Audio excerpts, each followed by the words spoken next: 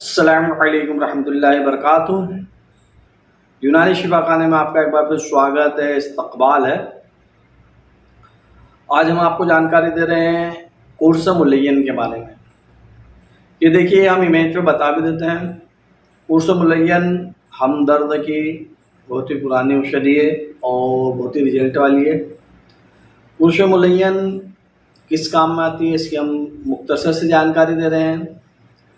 कुर्स मुलय्यन पेट संबंधित सभी रोगों में काम आती है। अधिकतर इसे पेट साफ करने के लिए इस्तेमाल करते हैं।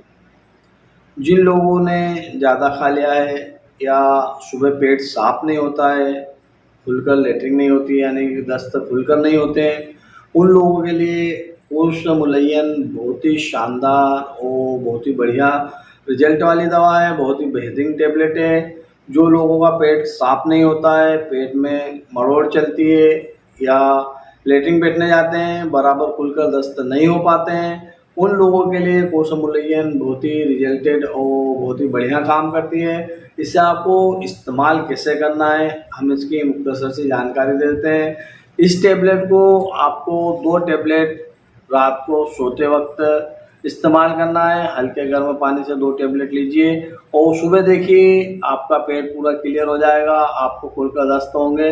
और इससे घबराने की ज़रूरत नहीं है कि आपका पेट खराब रहेगा या दिन भर दस्त लगते रहेंगे।